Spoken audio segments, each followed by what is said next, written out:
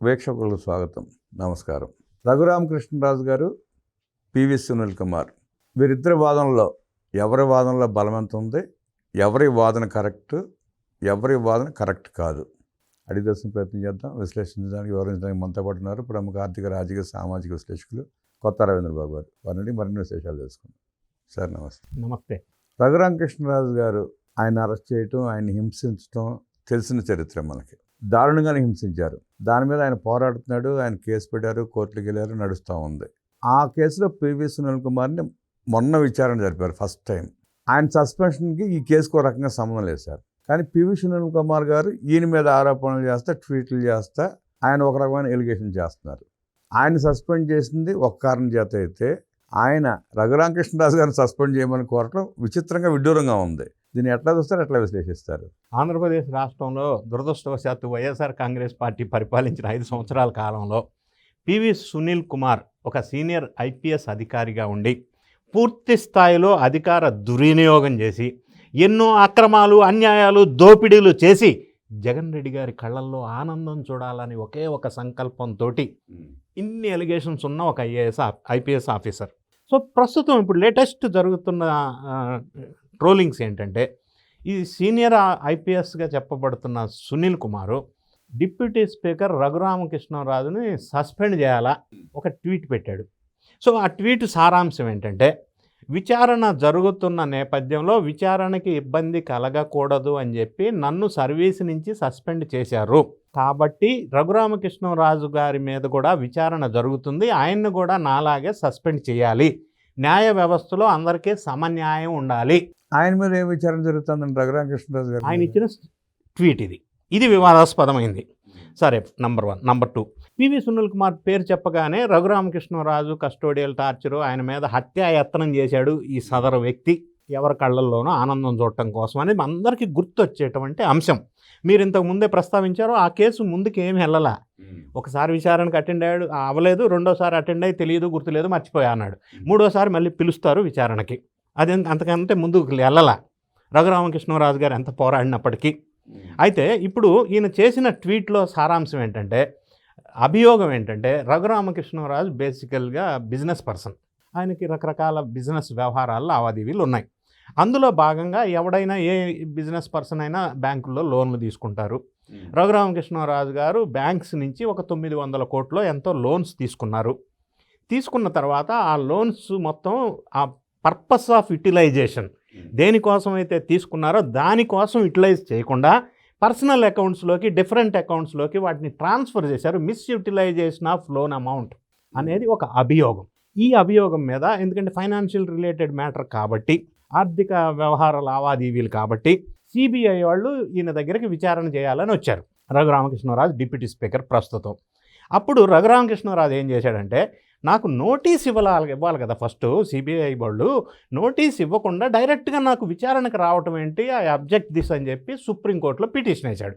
Okay. Supreme court వాళ్ళు ప్రతివాదనలు విన్న తర్వాత ఈ particular case gravity and seriousness of this particular case పరిశీలించిన తర్వాత, ఈ పర్టికులర్ కేసులో సిబిఐ వాళ్ళు మీకు నోటీస్ ఇచ్చి విచారణ చేయవలసిన అవసరం లేదు, నాట్ రిక్వైర్డ్, వాళ్ళు డైరెక్ట్గా మీ మీద విచారణ చేయవచ్చును అని ఒక తీర్పు ఇచ్చారు.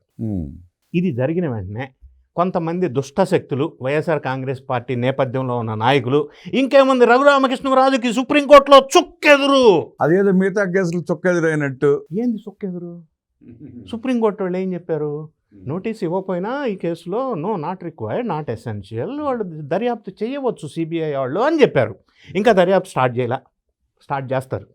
చేసిన తర్వాత ఆ కేసు ఏంటి, అందులో నిజాలేంటి, అభియోగాలేంటి, నిజమా తప్ప అనేది వాళ్ళు తేలుస్తారు. ఇప్పుడు మనం ఎవడం తేల్చలేము. దీనికి కొంతమంది పని కట్టుకొని రఘురామకృష్ణరాజు మీద బ్లేమ్ గేమ్ స్టార్ట్ చేశారు. సో అది కట్ చేస్తే, ఇప్పుడు సునీల్ కుమార్ ఏమంటాడంటే, ఆయన మీద కూడా విచారణ చేస్తున్నారు కదా, మరి నన్ను సస్పెండ్ చేసినట్టు చేయమని అంటాడు. ఇక్కడ నేను ఒక లాజిక్ చెప్తా. సునీల్ కుమారు ట్వీట్లో ప్రస్తావించినట్టుగా విచారణ జరుగుతుంది కాబట్టి ఈయన సస్పెండ్ చేయాల.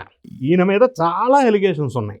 అందులో నంబర్ 1 ఒక అలిగేషన్ ఏంటంటే, ఈయన గతంలో వైఎస్ఆర్ కాంగ్రెస్ పార్టీ ప్రభుత్వం అధికారంలో ఉన్నప్పుడు సిఐడిలో కీలకమైన ఉద్యోగం వెలగబెట్టినప్పుడు ఏం చేశాడంటే, అన్ఆథరైజ్డ్ ఫారిన్ ట్రిప్స్ అంటే as per the all India services rules 1969 rule number 3 clause number 1 ప్రకారం ఏం చెప్తుందంటే ఈ ఐఏఎస్ ఐపీఎస్ ఆఫీసర్స్ ఎక్కడన్నా ఫారిన్ టూర్స్ ట్రిప్స్ వెళ్ళాలి అంటే prior approval from the government తీసుకోవాలి, ముందుగా అనుమతి తీసుకొని వెళ్ళాలి రాజ్యాంగం ప్రకారం. As per the all India services rules 1969.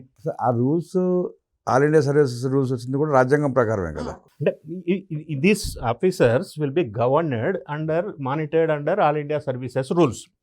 ఆ రూల్స్లో ఒక clause rule number 3 clause number 1లో ఎక్కడైనా విదేశాలు వెళ్ళేటప్పుడు వెళ్ళొద్దని అన్నట్లా వెళ్ళేటప్పుడు మాత్రం ఖచ్చితంగా అప్రూవల్ తీసుకోవాలి. అప్రూవల్ ఏం రాయాలి? Purpose of the visit, place of the visit, ఎక్కడ ఏంది ఎన్ని రోజులు అవన్నీ ఇవ్వాలి సమాచారం. ఐపీఎస్ ఆఫీసర్ కాబట్టి వేరే వాళ్ళు అయితే అక్కర్లా, ఓన్లీ ఐపీఎస్ అండ్ ఐఏఎస్ ఈ ఆల్ ఇండియా సర్వీసెస్ రూల్స్. అయితే ఇతను ఏం చేశాడంటే ఈయన 5 సంవత్సరాల కాలంలో విచ్చలవిడిగా విదేశాలు వెళ్ళాడు. Number 1 without prior approval from the government. Number 2 కొన్ని సందర్భాల్లో అప్రూవల్ తీసుకొని దుబాయ్ వెళ్తానని చెప్పి జపాన్ వెళ్ళటం, జపాన్ వెళ్తానని చెప్పి కెనడా వెళ్ళటం, కెనడా అని చెప్పి అమెరికా వెళ్ళటం. అంటే ఈ విధమైన unauthorised foreign travel tours which is the violation of the code of conduct and it will be considered as a misconduct as per the rules. ఇది అధికారంలో ఉన్నప్పుడు ఇవన్నీ రూల్స్ వైలేట్ చేశాడు. దీని వెనక ఇంకొక కామెంట్ ఉంది, అది నిజమో కాదో మనం చెప్పలేం. కానీ ఈయన అక్రమంగా సంపాదించిన సొమ్మునన్నీ విదేశాలలో భారీ ఎత్తున ఇన్వెస్ట్మెంట్ చేశాడు, అక్కడ ఒక సామ్రాజ్యాన్ని నెలకొల్పాడు అనేది ఒక అభియోగం ఉంది. అదే రూటింగ్ చేసుకోవడానికి. అందుకని ఇప్పుడు ఇది ఎట్లా అప్రూవల్ తీసుకుంటాడు గవర్నమెంట్లో? అందుకని ఇట్లా వైలేట్ చేయవలసి వచ్చింది, అనాథరైజ్డ్ ట్రిప్స్ వెళ్ళవలసి వచ్చింది. ఆ కారణంగా వీళ్ళు ఫస్ట్ ఛార్జ్ షీట్ ఇచ్చారు, తర్వాత ఎంక్వైరీ చేశారు. ఎంక్వైరీ ఆఫీసర్ సిసోడియా అనే ఒక సీనియర్ ఆఫీసర్ చేత ఇవన్నీ ప్రాథమికంగా ప్రైమా ఫేసి ఎవిడెన్సెస్ ఉన్నాయి కాబట్టి he has kept under suspension pending enquiry as a part of disciplinary proceedings procedure of the department. దీని ప్రకారంగా ఆయన సస్పెన్షన్కి గురి చేశారు. Effect from 2 March 2025 as per GO number 440. అయితే ఈ సస్పెన్షన్లో ఉన్న రీజన్ ఇదైతే ఇతనేమంటాడు, నాకు ఎంక్వైరీ జరుగుతుంది అందుకని నాకు సస్పెన్షన్లో పెట్టాడు అంటాడు. ఇది మళ్ళీ ఇంకొక తప్పు, ఇంకొక మిస్కాండక్ట్. అధికారంలో ఉన్నప్పుడు ఇది ఇంకొక తప్పు. రెండో అంశం, మీలాంటి వాళ్ళు కొంతమంది అడుగుతారు, ఆల్రెడీ సస్పెన్షన్లో ఉన్నాడుగా రూల్స్ అప్లికబుల్ కాదోమోనని. సస్పెన్షన్లో ఉన్నా కూడా రూల్స్ అప్లికబుల్.